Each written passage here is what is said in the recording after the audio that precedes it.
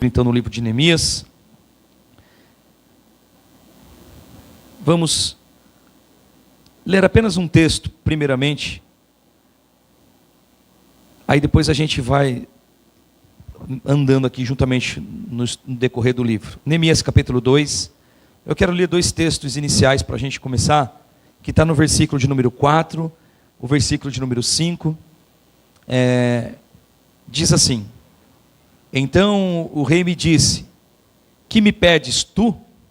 Assim orei ao Deus do céu. E eu disse ao rei: Se for do agrado do rei, e se o teu servo tem achado graça à tua vida, que me envies a ajudar a cidade do sepulcro dos meus pais, para que eu possa edificá-la. Amém? Oremos. Pai, em nome de Jesus eu oro para que o Senhor nos descortine a tua palavra. A tua palavra, ela é vida. A tua palavra, ela pode fazer, ó Deus, aquilo que nenhum outro homem ou meio ou método possa fazer.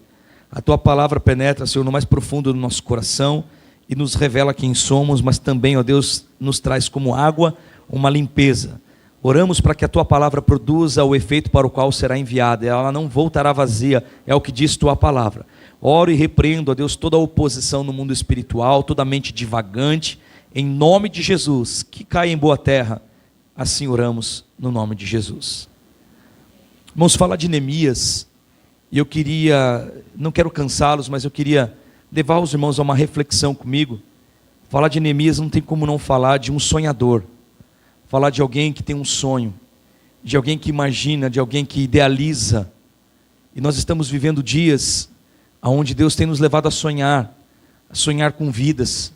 Essas últimas semanas Deus me fez sonhar muito com vidas, com pessoas que não são da família da fé ainda, pessoas que ainda não confessaram Jesus como Senhor, pessoas que foram muito importantes para mim, e eu entendi que eu devo orar por essas pessoas.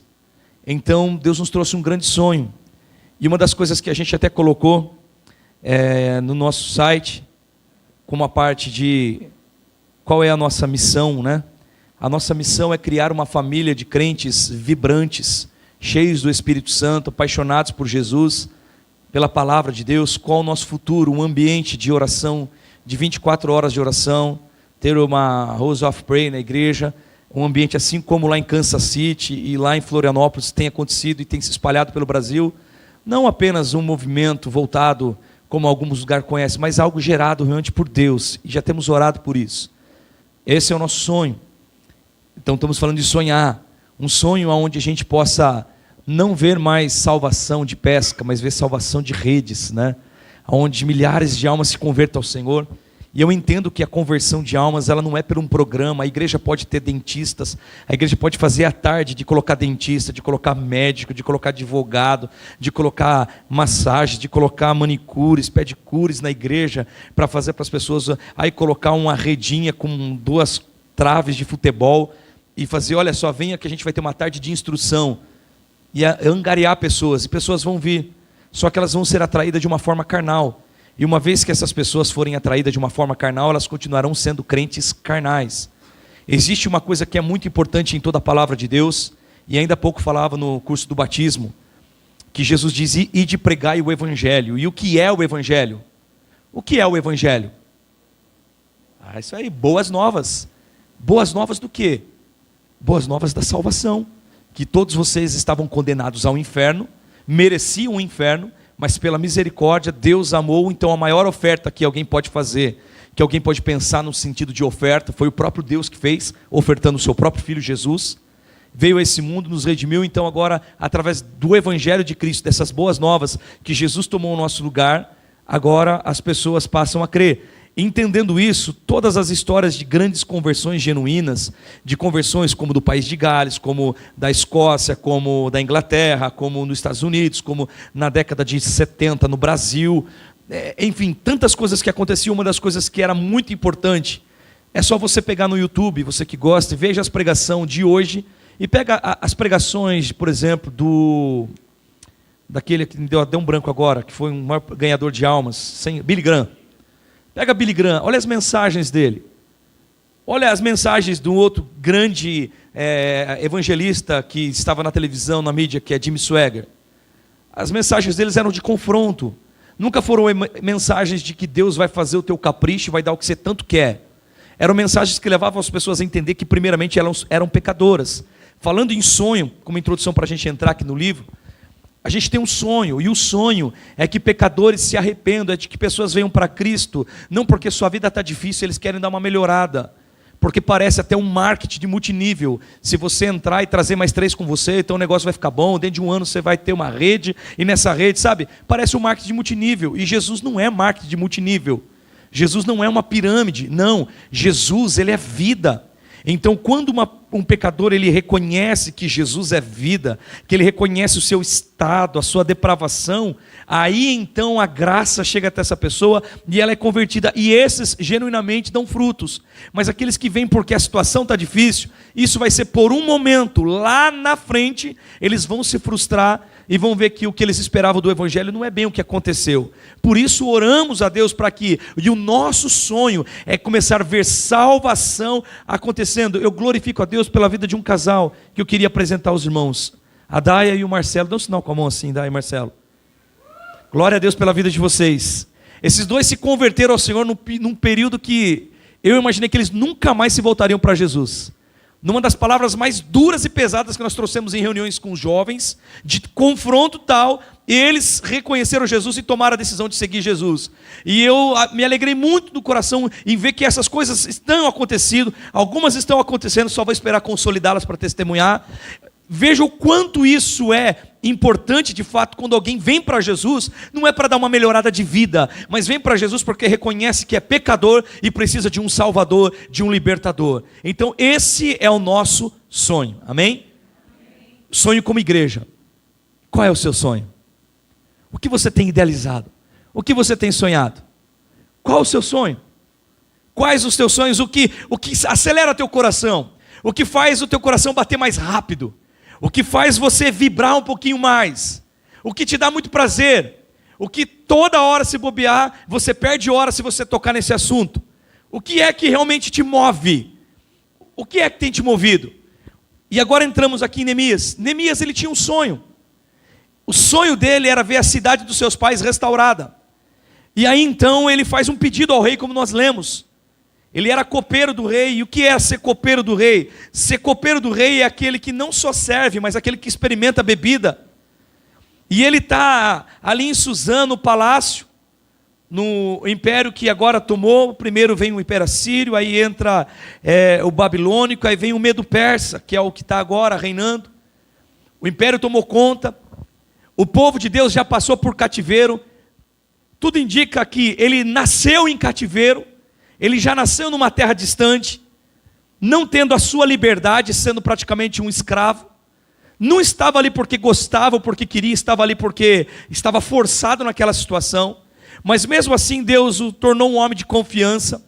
Mas o coração dele sabia que ele estava ali e ele era peregrino, e ele era forasteiro ali em Suzã.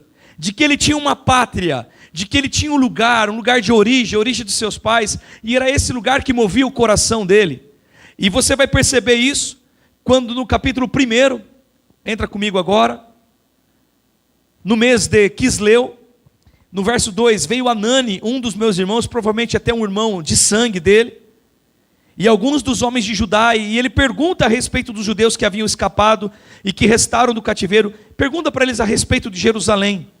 O coração de Neemias está preocupado com a sua pátria, não está preocupado com o seu 13º, com a sua promoção, com a casa de veraneio, que depois ele pode ser recompensado e presenteado, se chegar o dia do favor, o dia da festa, o dia propício onde o rei costuma fazer favores a alguém. Se naquele dia o rei for com a cara dele, a sua expectativa não estava nos seus próprios recursos naturais, a sua expectativa estava na sua pátria. Ele tinha um sonho. E o sonho de Neemias era um sonho de ver Jerusalém restaurada. E ele pergunta como é que está a situação. A resposta que chega para ele é o seguinte, olha o verso 3. E eles me disseram, os restantes que ficaram do cativeiro lá na província estão em grande aflição e desprezo. E a muralha de Jerusalém também está demolida. E os portões estão queimados pelo fogo. Ele pergunta, como é que está Jerusalém? Como é que está a nossa casa, a nossa pátria? Os irmãos disseram, puxa, a situação então, qual é? desoladora, a situação é crítica, a situação é deplorável, totalmente abandonada, a cidade estava largada, desde que Esdras voltou com Zorobabel, o primeiro a voltar do cativeiro, em 586, nós estamos falando de 444 agora, dá 94 anos aí, 94 anos, ninguém pôs a mão, 94 anos as pessoas, ninguém se preocupava com as coisas de Deus, a situação era aquilo. Eu não sei os sonhos que você tem tido, mas o que eu quero trazer para você é que ainda que os seus sonhos sejam grandes e a situação e o que chega até você é o seguinte: eu tenho um sonho, alguns aqui vão ter sonhos de ter famílias restauradas, de ter os filhos, o marido ou a esposa servindo a Deus juntamente, os pais, e quando você procura saber como é que está e você tem um feedback e o seu feedback ele é péssimo, e você imagina que alguém será que está sendo quebrantado e você percebe que endureceu mais ainda. A gente poderia olhar para tudo isso e desanimar. Neemias, ele se vê numa situação que ele fica mal com aquilo. A situação é crítica, é deplorável. Você tem sonhado algo diante de Deus. Neemias tinha um sonho. Então eu quero te perguntar, o que você tem sonhado? E nesse sonho de Neemias chegam para ele, em vez de trazer boas notícias: olha, o negócio está bom, você já pode voltar. Trazem uma notícia: o negócio está ruim, não podia ser pior, está terrível a situação. Neemias vê todo esse quadro, ainda que o quadro à sua volta é de desolação, o quadro é de abandono, o quadro está totalmente de destruição, não há esperança, não há um futuro à vista dos seus olhos, não existe perspectiva de mudança nos próximos anos, porque se 94 anos nada foi feito, o que dirá daqui pela frente agora, porque existe uma crise em Israel. Entende que ninguém faz nada. Ele poderia dizer: se não fizeram nada em 94 anos, ninguém mais vai fazer. Neemias olha para aquela situação, ele tem todos os motivos para chorar, para se acabar nisso. Mas por que que as pessoas não fizeram nada? O que acontece muitas vezes? Porque os nossos sonhos não se realizam, e porque Deus não pode fazer e concretizar a obra dele em nossas vidas. Por que isso acontece? Neemias fez algo que ele podia fazer. No capítulo 1, no versículo de número 4. E sucedeu que quando ouvi essas palavras, eu me assentei, chorei, lamentei alguns dias, jejuei e orei diante do Deus dos céus. O que é lindo de Neemias é que Neemias, ele, diante dessa situação, ele se vê totalmente impotente. Ele tinha um sonho, ele sonhava com a sua cidade natal, mas ele agora passa a fazer o que ele pode fazer, que é orar. Se você pode fazer algo para mudar e para que os sonhos se tornem realidade, eles começam primeiramente no secreto. Nenhum sonho começa numa ação sem primeiro ter passado por um secreto com Deus, sem ter passado por uma revelação de Deus.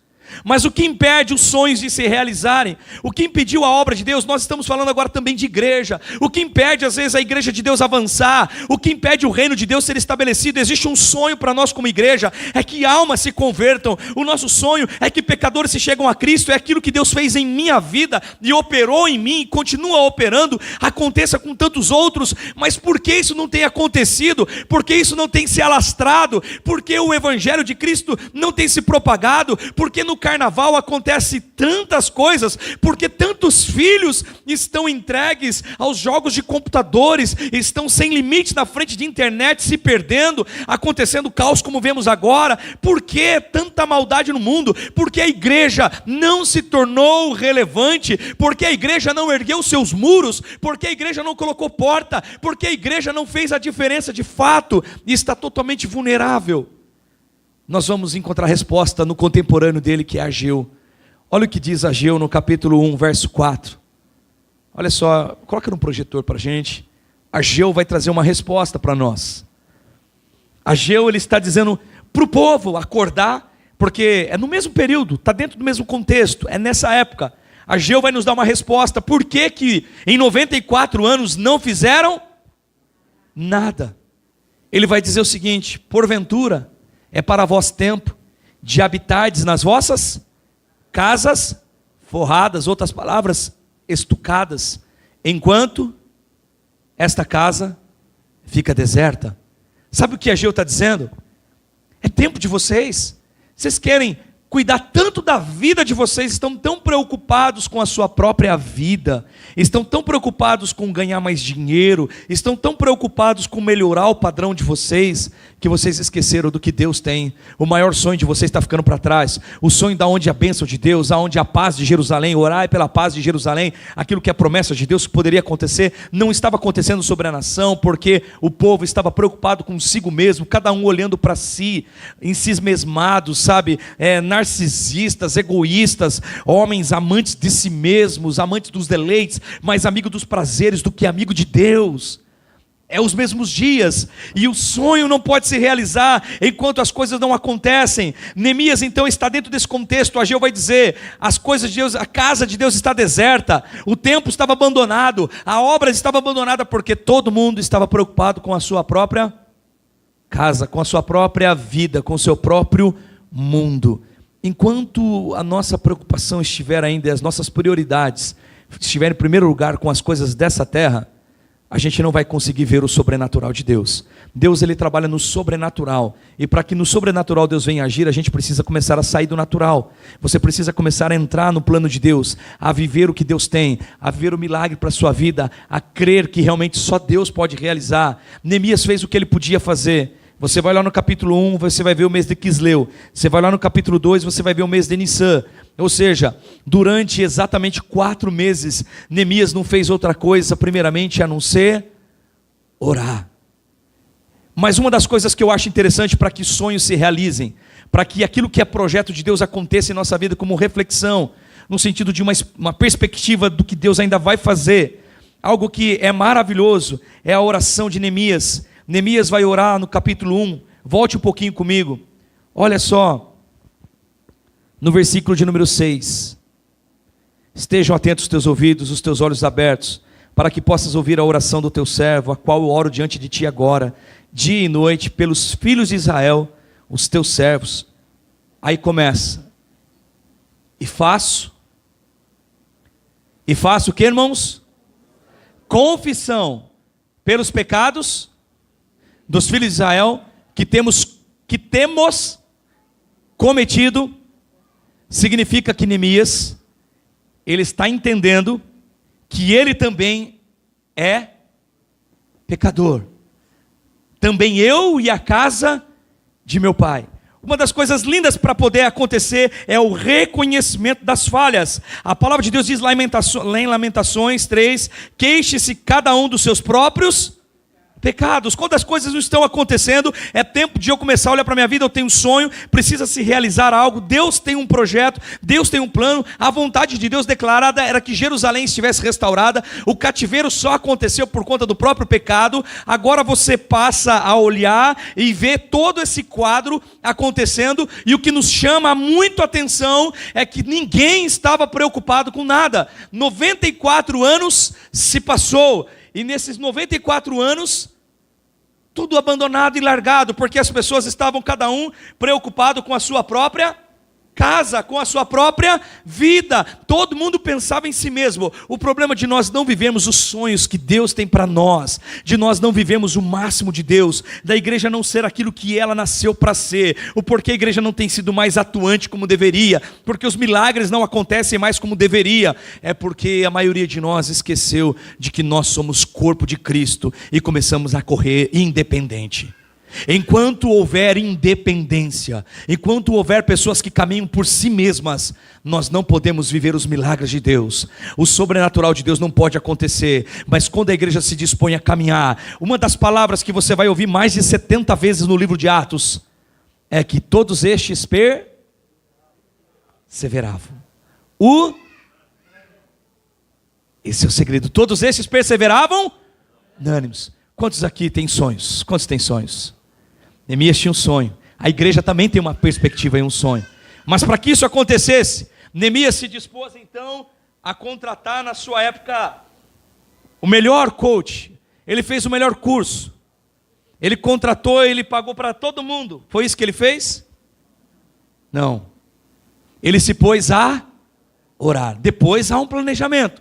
Mas o primeiro passo para nós vermos as mudanças, aquilo que foi derrubado, a estrutura, a família principalmente a família que às vezes está, sendo atacada, que está à mercê do inimigo. Para que tudo isso aconteça e a restauração de Deus venha, é preciso que a casa e que as pessoas comecem a orar. As pessoas vão para o secreto. Você tem orado pela sua casa? Você tem clamado a Deus? Eu não digo daquela oração de você só levar uma lista de coisas para Deus, mas uma oração de chegar num ponto que você consegue ouvir a Deus. Porque a oração não é só levar listas de pedidos, mas é conseguir ouvir a voz de Deus. Aí então Neemias se pôs a orar. E quanto tempo ele orou, irmãos?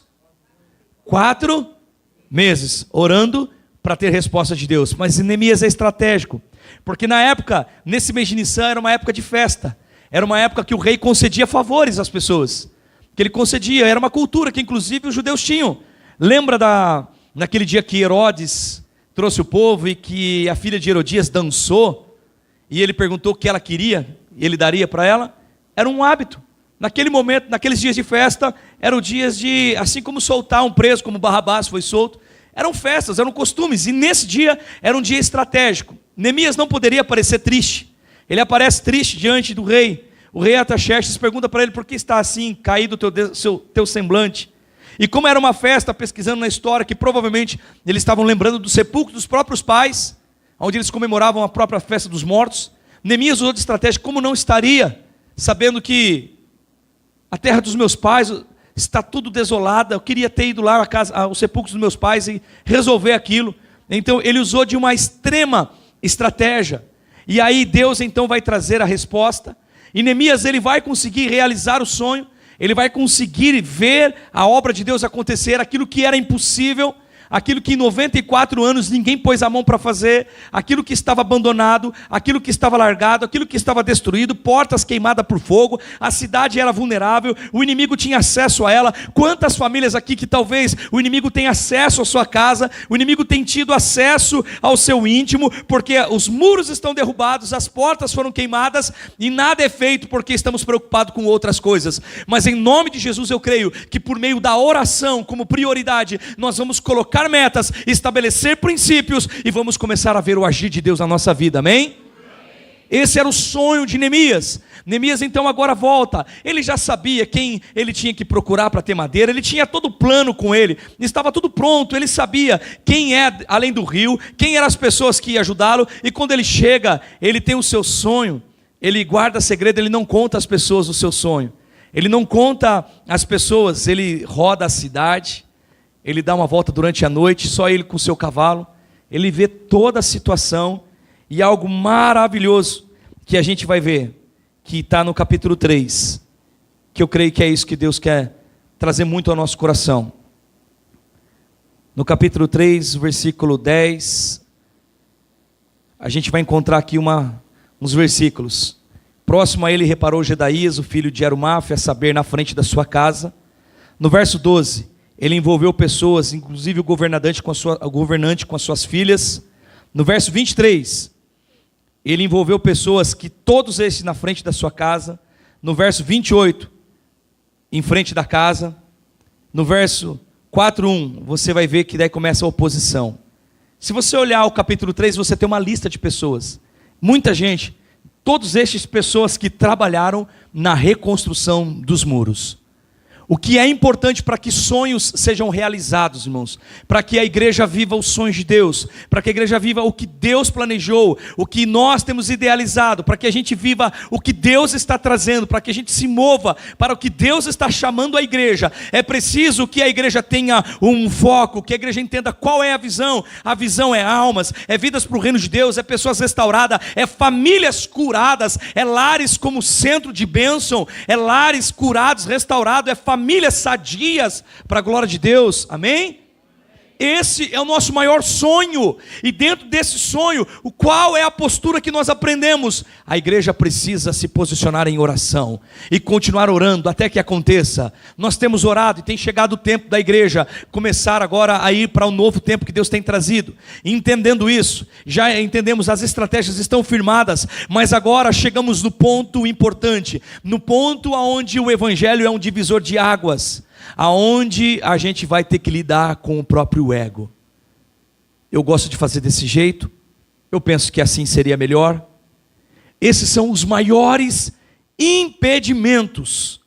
Quando eu quero fazer do meu jeito, quando eu acho que assim é bom, eu não penso desse jeito. Eu penso assim, mas é quando a igreja, ela se despe de todo orgulho, e as pessoas entendem, puxa, essa obra é muito maior do que eu. O evangelho do Senhor, o reino de Deus é maior do que eu. Eu vou parar de ficar preocupado com a minha casa. Eu vou parar de me preocupar tanto com a minha carreira e vou viver para a glória de Deus. O que Deus tem para mim é mais importante. O ide de Jesus, o chamado de Jesus para a minha vida é mais importante. O chamado dele para sermos uma família é mais importante do que tudo aquilo que às vezes eu tenho sonhado e me gastado. Porque gastais dinheiro com aquilo que não é pão? Porque ocupai com aquilo que não lhe satisfaz. É o que o profeta Isaías diz. Nós precisamos nos voltar e ver que o que Neemias conseguiu fazer, ele fez todos se envolverem. Todo mundo começou a fazer aquilo que cabia a eles. Todo mundo começou a fazer aquilo que cabia a eles. Cada um se sentiu parte. Todos estavam inseridos. Todos diziam, eu pertenço. Irmãos, nós precisamos aproveitar dentro disso, de um sonho, de uma perspectiva, daquilo que Deus vai trazer. Mas precisamos abrir um parênteses dentro disso. Existe uma geração hoje que não tem mais aliança. Existe uma geração hoje que não tem mais compromisso, que não faz parte, que não se sente parte, que não se envolve, que não realmente tem participação. Imagine você morar dentro de uma casa e você, mãe de família, tem ali 5 filhos e nenhum deles te ajuda. Eles só vêm, comem e saem e vai para o seu quarto. Isso é uma família feliz? Isso é uma família? É uma família, irmãos? Não, isso não é uma família. A palavra de Deus diz lá em Colossenses que nós somos da família de Deus. Imagine você, como é que seria um ambiente? Eu vou na minha casa, eu chego em casa, olho para minha esposa, eu me alimento, como, estava muito bom a comida e vou embora. Aí chego 1h da manhã, já está todo mundo dormindo, deito, durmo, e às 6 da manhã todo mundo dormindo, ainda eu levanto e saio. Vocês concordam que alguma coisa está errada dentro disso? E todos os dias isso se repete, nem um dia eu tenho um tempo com eles. Eu não estou criando com os meus filhos o quê? Relacionamento. Nós estamos vivendo uma geração de igreja que isso precisa mudar para a glória de Deus. Em nome de Jesus a gente precisa de relacionamento, irmãos. Se tem uma coisa que faz parte, que vai trazer a glória de Deus, é a unidade da igreja. Sabe o que diz o Salmo 133? Você pode citar ele, lembra? Ó, quão bom e quão suave é que os irmãos vivam em união. É como óleo precioso que desce sobre a cabeça e sobre a barba de Arão, e que desce a orla das suas vestes. Depois é como o orvalho de Hermon e como o que desce sobre os montes de Sião, porque ali o Senhor ordena a bênção e a vida para sempre. Porque ali ordena a bênção e a vida para sempre. Sabe o que eu aprendo com isso? Que aonde existe unidade, existe o quê? Bênção. Mas se a gente voltar no começo, é como óleo. Óleo fala do quê? Unção. Onde há unidade, existe unção. E a unção de Deus despedaça. Isaías 10:27 diz, a unção de Deus despedaça todo jugo. Conhece pessoas que são oprimidas pelo diabo? Conhece pessoas que estão cheias de jugos na sua vida? Que estão cheias de problemas? A gente poderia indicar a eles um bom psiquiatra, um bom psicólogo, uma boa terapia. Poderíamos indicar, a igreja de hoje tem feito mais isso. Mas a igreja do passado ela não tinha essas ferramentas. Mas ela tinha unção. Porque eles estavam perseverando unânimes. E acontece que quando a igreja se reunia, o lugar que eles estavam tremia.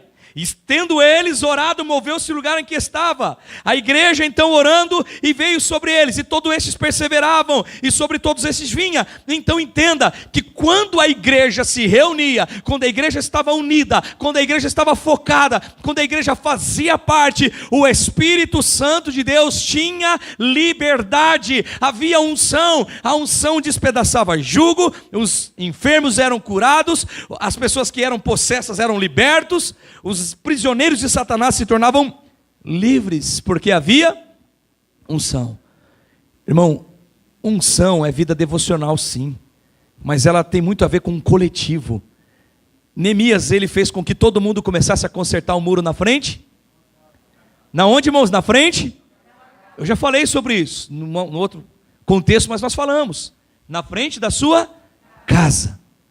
Todo mundo se sentia parte. Todo mundo dizia, eu faço parte.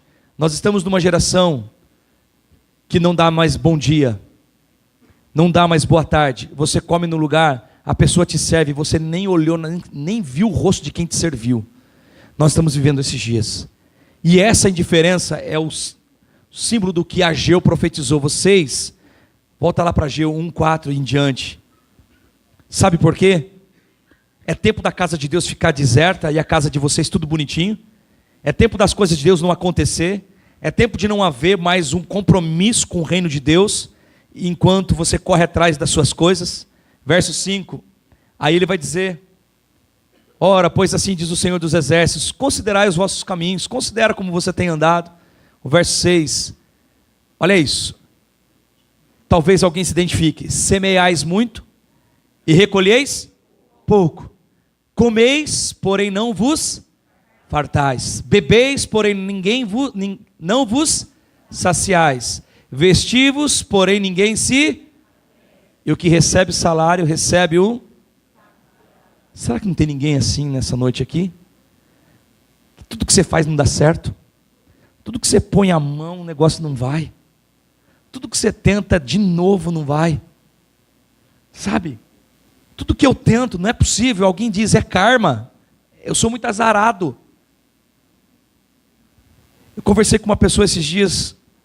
2 anos atrás eu tive um atendimento, 1 ano atrás tive um atendimento, e eu chamei para um outro atendimento, ela não faz parte. E eu falei, como é que está? Eu olhei para a vida da pessoa, me doeu tanto de olhar, depois de 3 conversas, de quase 12 horas de oração, de palavra, a pessoa estava pior do que a primeira vez. Porque a pessoa não aplica o coração dele ao caminho. Porque ele não tem mudado. Porque ele nunca se envolve, só pensa em si mesmo. O problema de todos os conflitos, inclusive dentro das discussões dentro do lar, todas as discussões dentro de um casal, é porque alguém não quis ceder. É porque o ego falou mais alto.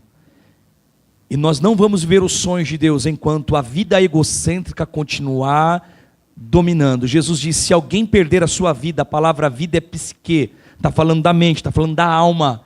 Se alguém não perder a vida da alma, não vai conseguir viver o melhor de Deus. Nós estamos vivendo para nós. Às vezes fazemos uma reunião, começa um lugar de vir buscar algo de Deus, quando era o momento de entregar algo a Deus, porque Ele tem cuidado e Ele vai continuar cuidando. E a minha vida está nas mãos dEle e Ele sabe como cuidar de mim melhor do que eu. Amém? Mas enquanto nós não mudarmos essa concepção, eles faziam isso. Olha o verso 7 agora. Assim diz o Senhor dos Exércitos, considerai os vossos caminhos. Então a pergunta de Deus, considere o seu caminho. Tudo que você está fazendo não tem dado certo, entende? A sua casa não tem dado certo, a sua família não tem dado certo, tem coisas e tem brechas. Aonde é que você precisa fechar? Você já sabe. Aonde é que você tem lutado e não tem conseguido, e tem permitido as coisas continuarem, os muros continuam derrubados, as portas continuam queimadas, mas é preciso que você pare hoje, aplique o seu coração, o seu caminho, pare de se preocupar apenas com você, comece a olhar para a obra de Deus, comece a olhar para o reino de Deus, e comece a se envolver.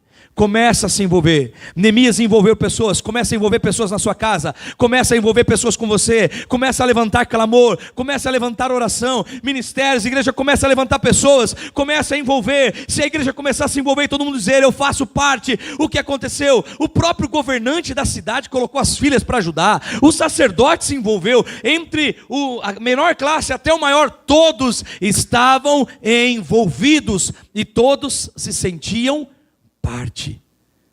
Quando nós nos sentimos parte de algo, as coisas vão mudar. Jesus, ele podia, irmãos, ter começado o seu ministério, ter trabalhado sozinho. Ele podia ter feito tudo sozinho. Ele podia, mas ele escolheu 12 pessoas para nos mostrar que a gente não pode caminhar sozinho. Nós não podemos caminhar se não tivermos alianças. Precisamos ter aliança. Eu não posso ser um peregrino e forasteiros num ambiente espiritual. Eu tenho que ter raízes, eu preciso ter raízes. Um dos maiores problemas é a falta de raiz, a falta de submissão. Pessoas que às vezes têm dificuldade de lidar com a autoridade, não conseguem lidar com a mãe, não conseguem lidar com o professor, não conseguem lidar com o patrão, não conseguem lidar com o pai, não vai conseguir lidar com a autoridade, vai projetar isso nos filhos, os filhos não vão respeitar também.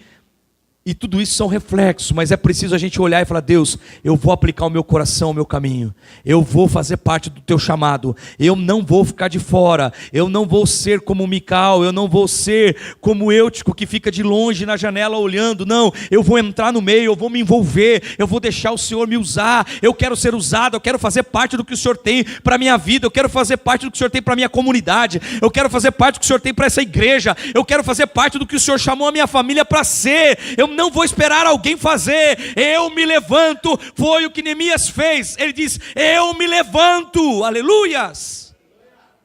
Quantos precisam se levantar nessa noite? Algumas coisas precisam acontecer para que a gente se levante.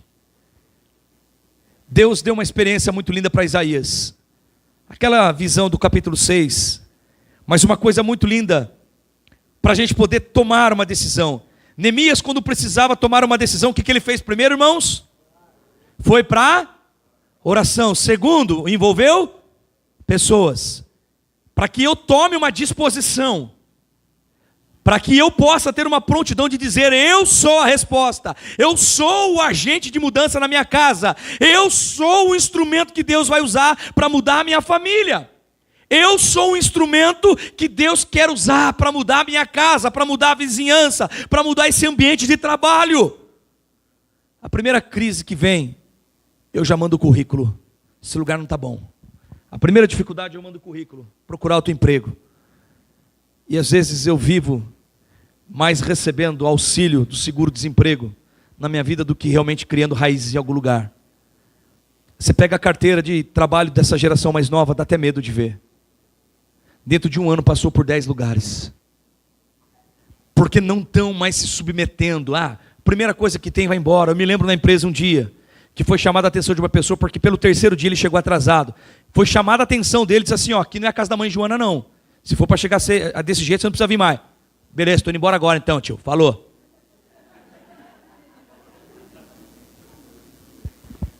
Eu fico imaginando o ambiente onde isso é criado. Onde a família se criou isso. Os irmãos entendem que nós estamos lidando com uma geração que na primeira coisa desiste, que tudo é muito rápido. Você toma um manador, não resolveu, você vai no hospital, ainda faz faz um espetáculo ali porque você quer tomar. Tem mais, faz uma pesquisa no Google e chega para o médico: eu quero tantos gramas de tramal, disso, daquilo. E assim, se o médico fala assim: não, eu sou médico aqui, não, eu sei, você vai pesquisar no Google também, eu já pesquisei antes. Eu estou falando de fatos que a gente vê. Nós estamos lidando com essa geração. Uma geração seguinte, se você falar: ô irmão, você está sumido. Começar a pegar no pé, não vou mais. Você liga para a pessoa: irmão, está tudo bem? Tá, sei, você vai falar: estou na igreja, né? Uma geração que não quer se envolver, não quer mais fazer parte. Para que sonhos, para que a obra de Deus aconteça, para que o novo de Deus venha, para que o milagre, para que a proteção, para que um ambiente resguardado aconteça, é preciso que a igreja comece, irmãos, a ser muito mais dado, a passar pelas provações, a passar pela tribulação. Na primeira dificuldade que dá, desiste. Eu fui numa cerimônia de casamento um tempo atrás, o celebrante dizia o seguinte: vocês estão se casando, precisa haver respeito. Não deu certo? Respeito. Celebrando o casamento, já ensinando para separar. Os irmãos entendem que nós estamos lidando com uma geração onde tudo não tem problema, o que importa é o prazer imediato. Eu ouço essa palavra direto: eu não tenho direito de ser feliz. E o que é ser feliz sem Jesus? Felicidade é ter Jesus na vida. Felicidade é viver a palavra de Deus. Não há outro meio de você ser plenamente feliz se não for em Jesus. Alguém diz: não, eu vou ser feliz quando eu tiver dinheiro. Eu conheço pessoas que têm dinheiro que eu e você não dá para calcular. Talvez você sim, eu não. Muito dinheiro. Pessoas que ganham por dia quase R$1 milhão por dia. faturam. E mesmo ele sentado na beira da piscina com o seu iPad na mão, ele só acompanha só e faz os investimentos, porque tem mais não sei quantos investidores por trás, diz, agora é uma boa hora, compra isso, compra aquilo. E eu conheci um cliente desse, e de repente eu vi o filho, ou a filha chegar numa ambulância com 3, 4 enfermeiros, e tendo que ser vigiado, e a vida dele ser um inferno. E o caseiro fala assim, olha, ele já falou para mim várias vezes, que ele daria tudo para ter a minha vida, e eu que dando tudo para ter a vida dele. Entende que às vezes a gente fala, eu tenho direito de ser feliz. Esse é o problema da nossa geração. A gente quer ser feliz. Não importa, eu vou ser feliz. Não, pastor, é o seguinte, eu já estou esperando em Deus faz 10 anos, não aparece nada, eu vou lá no mundo, tá feia a coisa. Eu já estou, sabe, já não estou nem na carne, eu já estou no osso, pastor. Imediato. Não espera mais. Você chega numa fila de pedágio, tem 5 carros na sua frente, você já começa a dar tapa no volante. Não é a gente não está vivendo essa geração. Isso está refletindo dentro da igreja. Se o culto começa, aí, não vai acabar esse culto não? A gente já está assim, mas por que a pressa? Não sei, só sei que eu estou com pressa. Entende que a gente é assim? É como de uma irmã disse, eu não sei o que eu quero, eu sei que eu quero e é para agora. A gente está numa geração onde tudo é emergente, e nós não estamos percebendo, mas isso está trazendo prejuízo. Eu chego, eu quero o melhor de Deus, eu quero um ambiente onde Deus se move, eu quero ouvir a voz de Deus, eu quero ouvir a palavra, mas não conte comigo para nada. Não, comigo não conte não. A pessoa frequenta, desculpe se isso servir, imagino que isso sirva para ninguém, mas falando de uma realidade, frequenta a igreja há 1 ano, vai ficar membro. Ah não, porque depois vai ter cobrança, então eu prefiro ficar assim é mais gostoso. Não querem aliança. As pessoas, vamos morar junto uns 20 anos, se der certo não é casa. Você está entendendo que não há mais um compromisso de aliança, de fato, não. Eu amo você, você me ama, então a gente vai decidir lutar junto e vamos embora. As pessoas não querem mais compromisso, sabe, não querem mais, nem namoro. Agora, o namoro agora está na moda. A gente namora, mas você tem liberdade para sair com outras pessoas também, e eu também. Fica à vontade. São namoros tudo liberais, e essa geração, a geração de comida, você chega num restaurante, antigamente a gente esperava 40 minutos para servir, hoje quando você vai e passa no lugar e demora 10 minutos, você já está batendo na mesa, já está chamando o garçom, criando situações. Nós estamos vendo uma ansiedade tal, aonde ninguém mais se envolve, e isso é prejuízo para a igreja. Neemias conseguiu sim. Olha comigo no capítulo de número 6, olha comigo.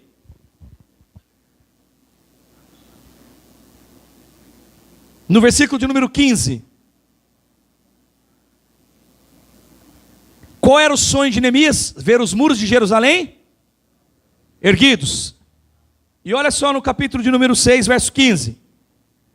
Assim foi terminada a muralha no 25º dia do mês de Elul, em 52 dias. Você pode dar um glória a Deus por isso? Quantos anos ficou parada a obra? Em quantos anos Neemias construiu? De novo, em quantos anos ficou parada? Em quantos dias Neemias construiu? O que mudou?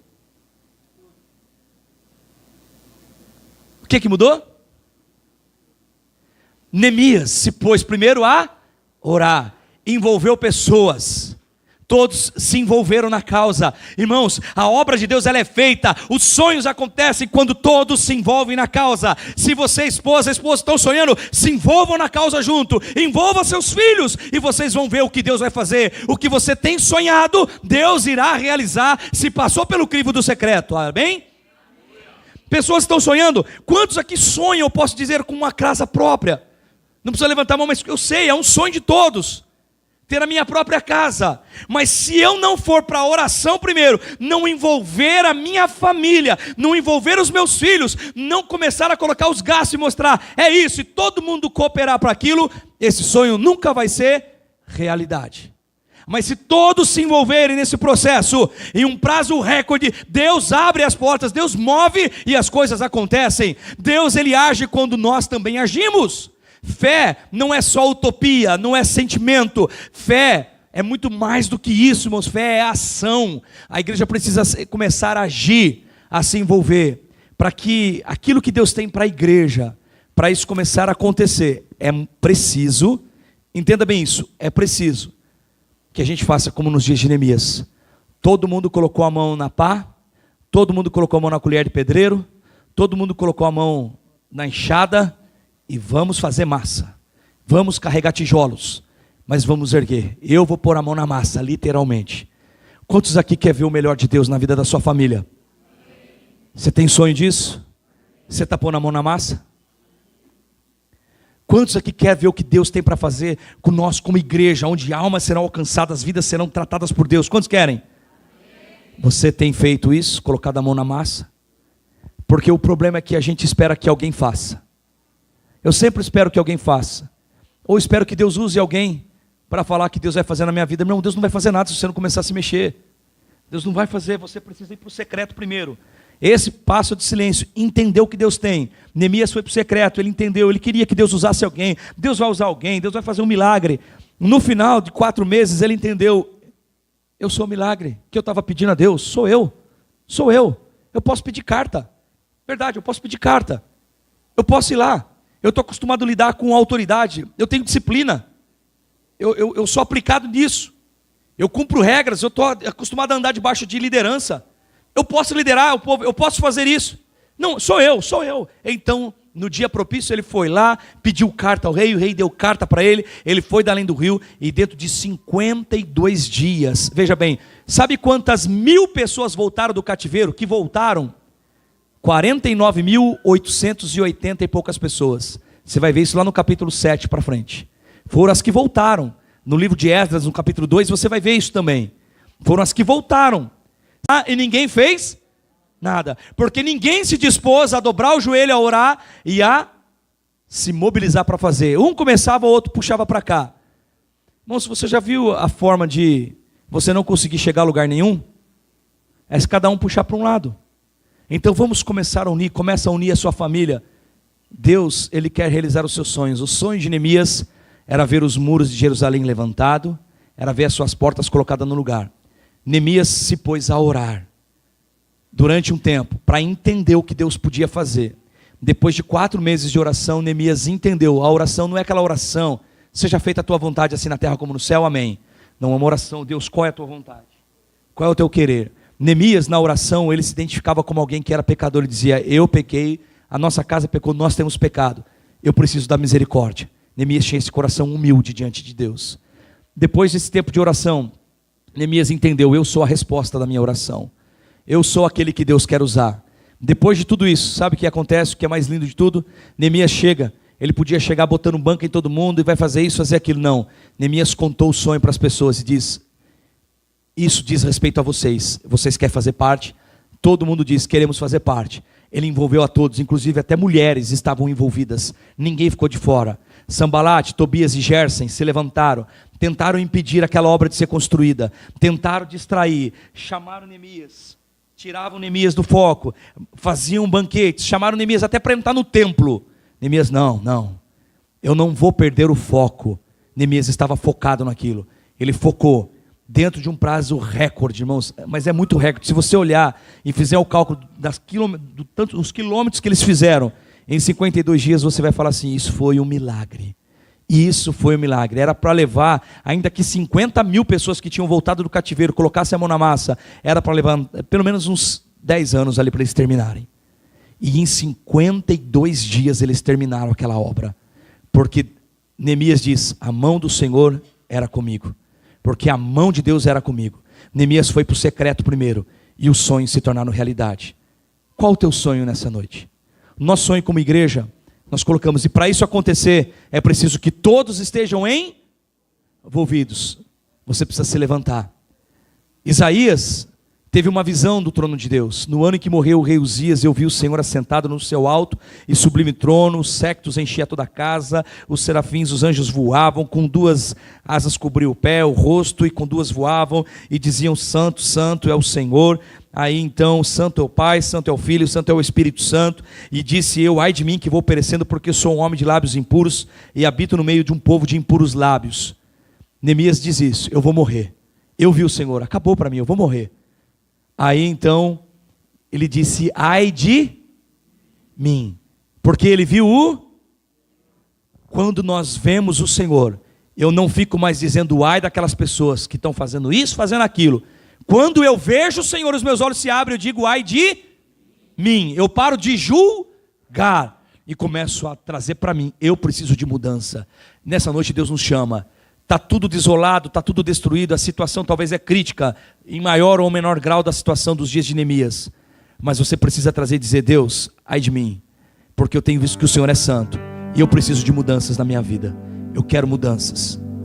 Então, Deus trata de Isaías, e veio um anjo, tirou uma tenaz do altar do Senhor e trouxe com a brasa, e tocou os lábios dele, e disse, o teu pecado é perdoado, e a tua iniquidade foi tirada. Quando ele é tratado por Deus, quando os olhos de Isaías agora abrem, lá em Isaías 6, ele vê a glória de Deus, ele diz, ai de mim. Aí então ele clama por misericórdia, Deus vem e trata dele. Mas após Deus tratar, qual é a pergunta que se ouve? Quem enviarei? E quem há de ir por nós? Quantos aqui tem sido tratado por Deus? Deus tem curado você? Quantos tem sentido isso na sua vida? Deus tem te tocado? Neemias também entendeu que ele tinha sido tocado, e ele diz, eu sou. Neemias ouviu essa pergunta na oração, no secreto, ele ouviu, quem há de ir por nós? E assim como na figura de Isaías, Neemias disse, eis-me aqui, envia-me a mim. Neemias diz, eu faço parte, Deus, desse projeto, eu faço parte disso, eu faço parte do que o Senhor tem. Quantos aqui quer fazer parte do que Deus tem? Quantos quer fazer parte da igreja, do que Deus tem para a igreja nos últimos dias? Você que quer fazer parte, você que tem sonhado, entendeu que você precisa da oração, do secreto, e você precisa envolver a sua casa, envolver as pessoas, para que isso se torne realidade, e para que a igreja viva o que Deus planejou para ela, e aquilo que nós temos sonhado. É preciso que a gente continue no secreto, e que a gente esteja envolvido. Quantos quer fazer parte? Fique em pé, você que quer fazer parte.